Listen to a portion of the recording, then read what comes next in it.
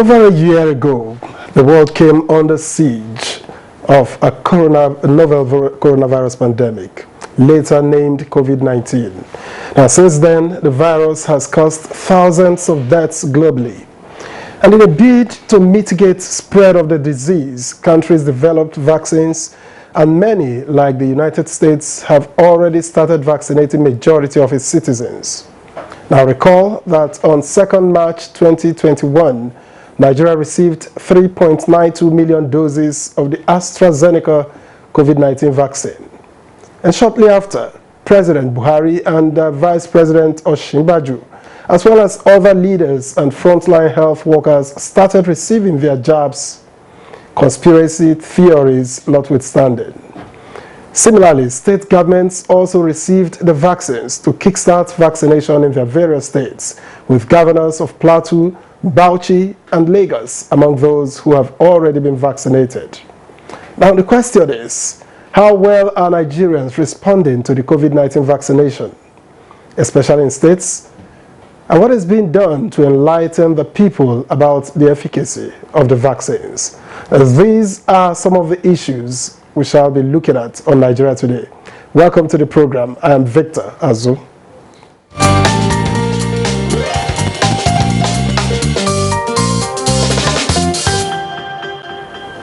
Joining me in the studio to discuss COVID-19 vaccination responses in states is Dr. Iwot Ndeyo, Acting Executive Secretary, Federal Capital Territory Primary Health Care Board. You're welcome to Nigeria Today. Thank you, Victor. And also joining us this time via Zoom, and from Bauchi is Dr. Rilwanu Mohammed, Chairman, Bauchi State Primary Health Care Development Agency. He's also Chairman, Surveillance and Contact Tracing, Bauchi State COVID-19 Response. Thank you for joining us, Doctor. Good evening, viewers. You're welcome. Now, let me stay with you, Dr. Mohammed. What has been the responses or reaction of people in Bauchi State with regards to the vaccination?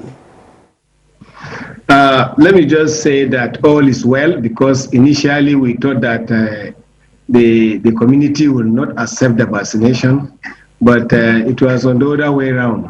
The Islamic clerics, His Excellency, the Executive Governor of Bauchi State, the BIP group, the strategic leaders, actually accepted the vaccine on the 13th of this month, and that has been the thing that actually helped us in addressing vaccine hesitancy. And a lot of rumors, a lot of things that comes out from our social medias have actually wanted to cause a lot of stoppage or hindrance to the vaccination. But fortunately for us, Mr. President of the Federal Republic of Nigeria, the Vice President, actually took the vaccine in public glare. That made us to solve most of our problem in Bauchi State. But still, where we had the problem is what you will not expect is a healthcare worker that are giving us problem. They are not coming out as expected. As of today, we have 4,288 healthcare workers vaccinated, and the frontline health worker we have 4,654. Strategic leader 511. They accepted the vaccine. Now, when the healthcare workers are not accepting the vaccine, the community now move in to come and accept it in the facilities. That is our concern. So while we are expecting to have problem, the Islamic clerics are the ones who are helping us in the mosque during Jumat prayer, during daily prayers, informing the public that this vaccine is safe. They have taken it. Over 45 of them have taken it during the flag off with the governor and his wife and the other strategic leaders. So we by and large, we are happy, and it's only the healthcare worker that were still battling because of the issue of the blood clot issue from the European countries that suspended the vaccine.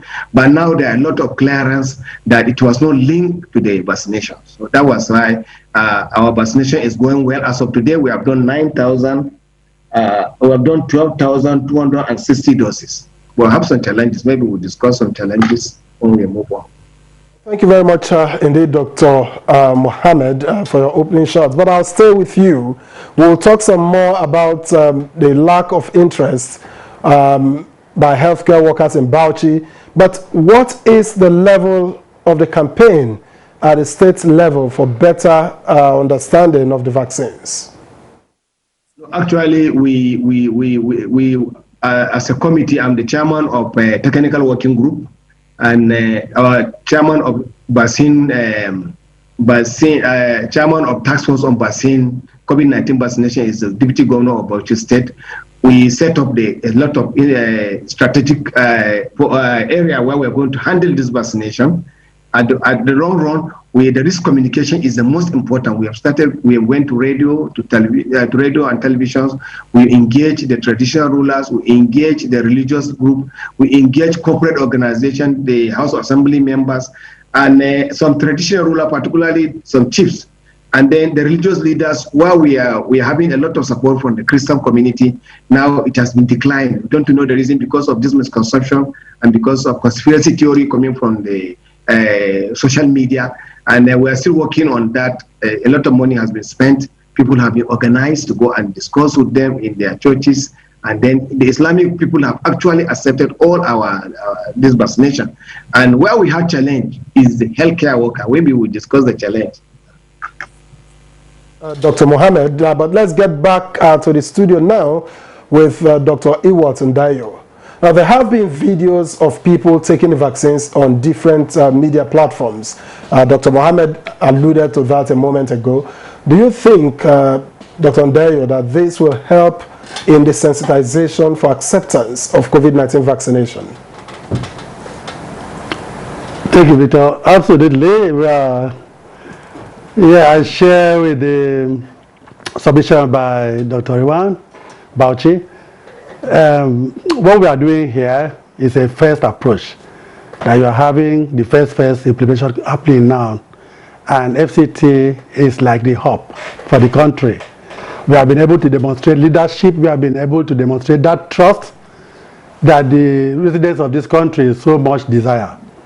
For us to have the national flag up on the 5th of March, and to have the frontline health workers and even the frontline non-health workers, those that are working directly with the patients that are afflicted.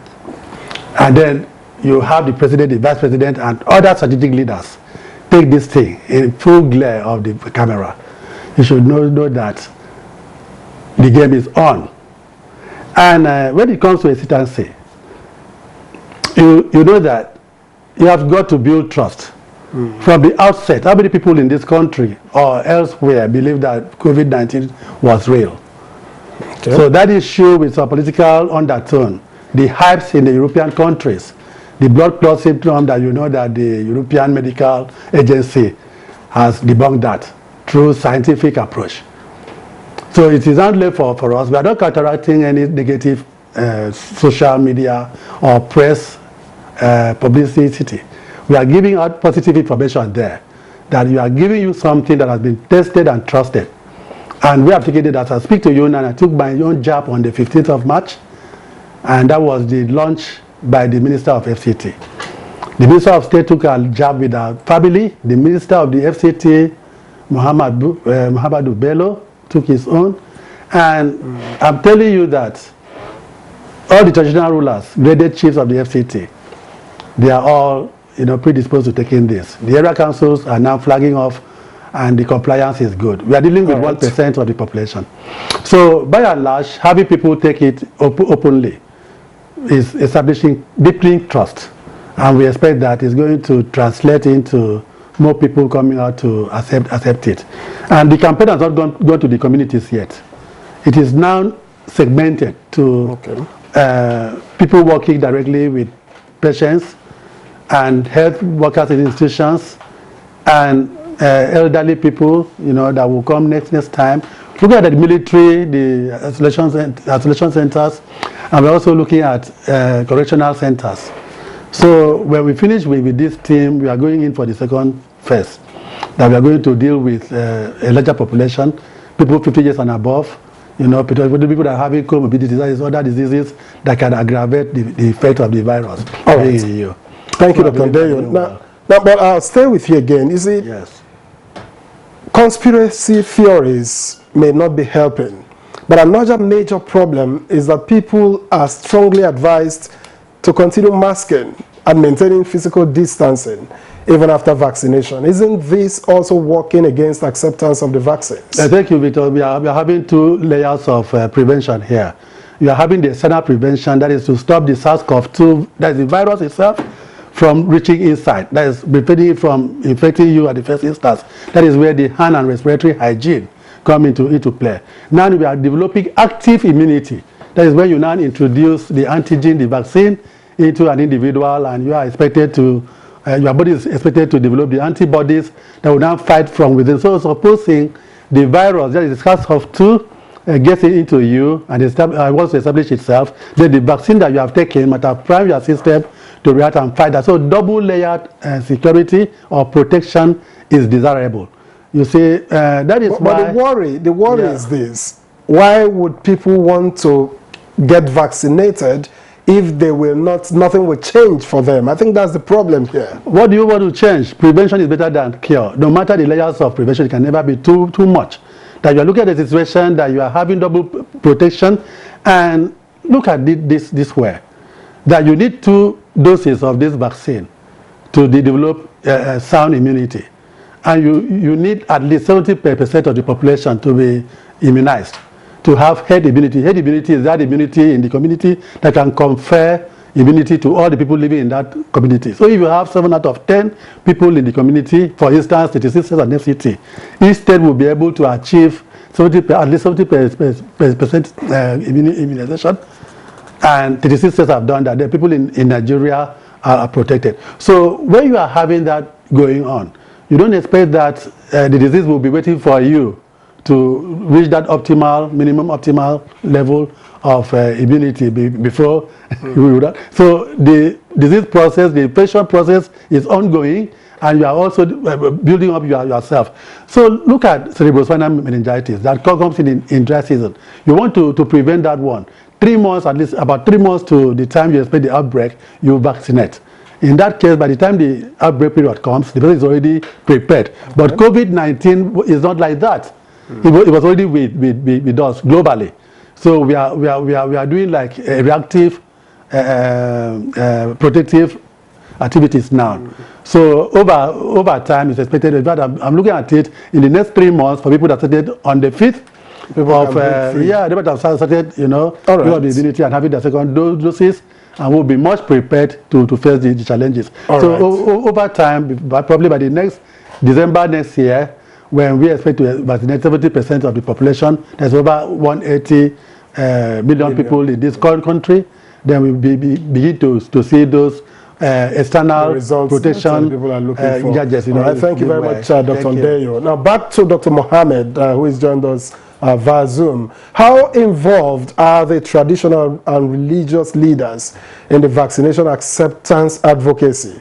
By the way, let me just say that I'm just impressed. All our traditional rulers have actually taken the vaccines, including the district head, the emirs, and then we have no problem in that line. Our problem, I told you, is on the other side of the healthcare worker, and then the other side of the imams, who are the people that are saying that we must actually convince them beyond reasonable, which we did.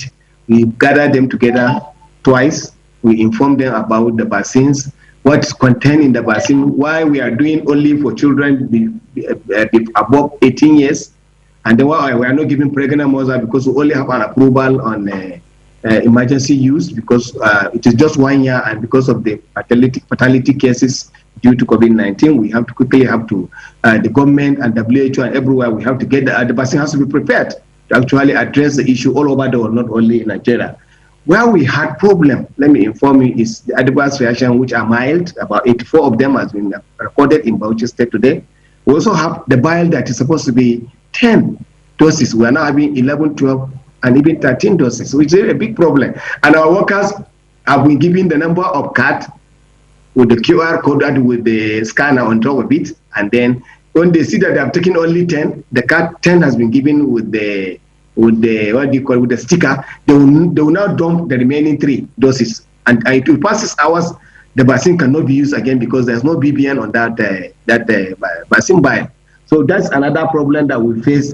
And another one that we face during this vaccination that people are coming to join the queue after they collect the card, they will now run away without even collecting the vaccination, without scanning. So we are now devise a way. What we do now is that first 5 will come in, they will be vaccinated, then they will now register and tally. They will go and they will be able to get their scan done. Then before we give them the card, we have solved that problem.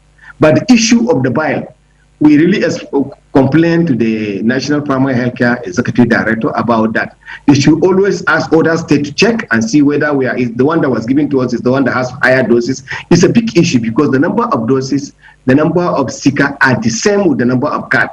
So when we are giving to the facility, we give them the same card, the same sticker. When the vial are more, then they are going to drop those other excess to be spoiled. And that the intention is to avoid, to reduce wastages.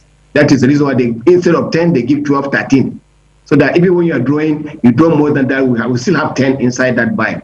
And so we need more cards in the state. We need more QR code to be given to Bauchi State. And I don't know whether other states, because we are in the field, always in the field, and we are seeing the trouble. That is why we are really happy with the way we started the vaccination. The community has accepted, so they are even begging us to come to their compound or to their places of work. They are begging all over the place, but we have the limited number of vaccination. But the first phase is the healthcare workers. The second phase is those people 50 and above. The third phase, we have those that have other conditions like diabetes mellitus and hypertension. This is the third phase, which is coming at the end of the year. All right, Dr. Mohammed, thank you very much indeed. I'm tempted to ask, however, if there is something the health workers in Bauchi know that ordinary citizens do not, but we'll talk about that soon after this time out. Please don't go away.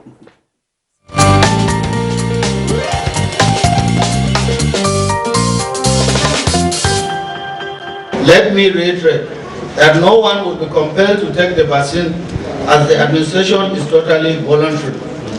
However, I wish to remind our citizens that the law criminalizing the denial of COVID-19 in Plateau State is still in force.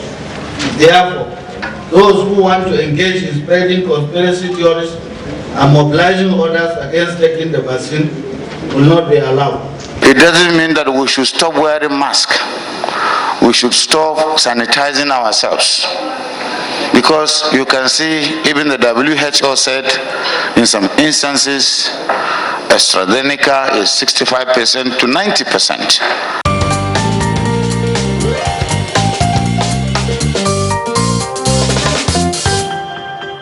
All right, welcome back. The program is Nigeria Today on NTA News 24, and we have been assessing the rollout of vaccines in the country. You just listened to the Plateau State Governor and his Bauchi State counterpart.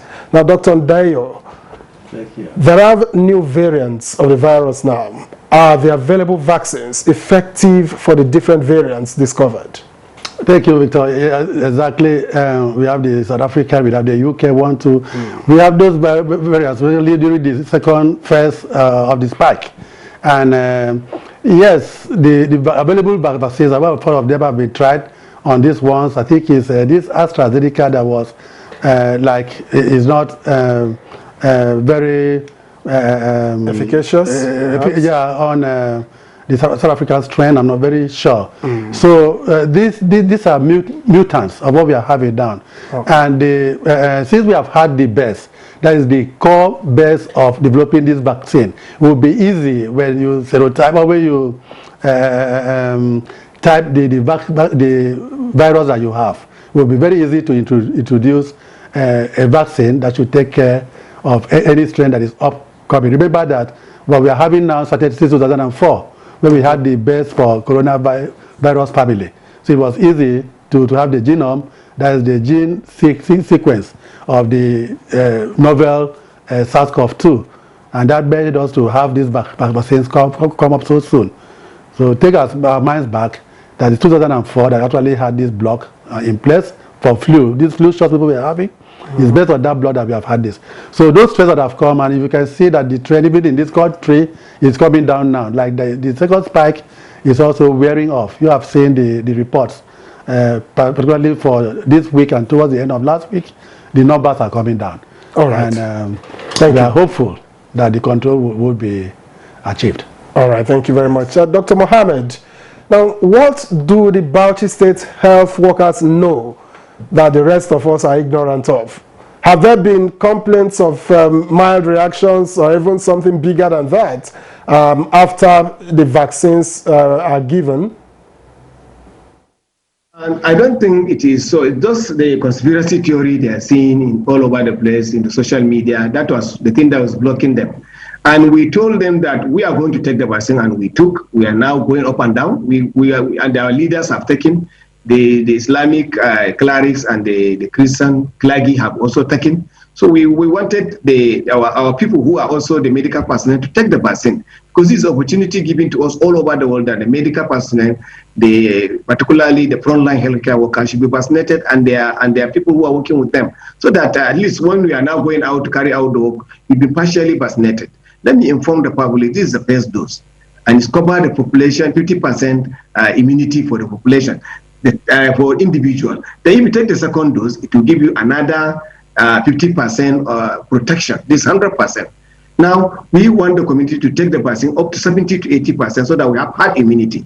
We don't want third wave to come, because when people rejected the vaccination, we are expecting, as a scientist, we are expecting third wave to come, because people, they are here, over there, all over the place. Some people are saying they won't take the vaccine. If we don't reach 80% or 70% of the population, as is done in Israel, almost 80%, 70% of Israelis have taken their vaccine. No one come to Israel without vaccination, and I like it. Nigeria, we should devise a way that everybody traveling out must be vaccinated, so that we start getting more people vaccinated, and then so that we'll be able to protect our community, and then get that herd immunity. If not, we are still going to get the third wave of the virus, which we are expecting. Now, let me ask this. I'm running out of time, so I'll need you to be very brief. Is there any difficulty with storage in your state? Because there are speculations that some facilities are not up to standard to preserve the vaccines. No, actually, in Bauchi State, we don't have problem of issue of the facility. Even the number of facilities per ward, they are about 323. It has to be reduced to certain minimum number, so that in facility there are about 20 or 30 staff or 40. So if you can finish it in a day, and the number that you can take at a time in one day is about 60 per facility. So we decided to cluster those facilities in a local government, like 5 per local government. The bigger local government, like the state capital, is taking 10 facilities, and our mobile fixed force that is moving on down to tackle the very, very important community, particularly the military personnel, those working in the prison, correctional services, those working in the airport, the DSS and others. We are going to vaccinate them. We don't have much issue. The only thing that we had was that this vaccination came at a time without funding. That is the biggest challenge we are having. And most of the funding, the training that was done by the MPSCDA has been paid by the MCDA, and is going to shoulder it. The state government did not get the information and how much the state government will give the counterpart early. And that has been a little biggest problem for Bauchi State and the government. We have not prepared fully for the vaccination, and that is a little big challenge that we are facing now. All right, thank you very much indeed, Dr. Mohammed. I hope I have a moment, 1 minute, to give to Dr. Ndayo here. Now, what are the criteria for selecting those being vaccinated now? Yeah, first implementation. We are looking at 1% of the 30 population. seconds, please. So we are looking at the frontline health workers and frontline non-health workers. That's those that are working directly in the isolation and treatment centers, laboratories that are testing for this stuff. And then we are also looking at strategic leaders, religious and traditional. Are you looking at the media? We are looking at the media. We are looking at uniformed organizations, right. military, paramilitary, and the health workers, the vaccinators themselves are expected. Ignorance is not an excuse. And I want to quickly add that if a vaccinator that is even more exposed now, you become a frontline worker, you really become a vaccinator, because the clans that are coming are of indeterminate status. So you have got to be vaccinated. Dr. Iwat Ndayo. Thank you. Acting Executive Secretary, Federal Capital Territory Primary Healthcare Board.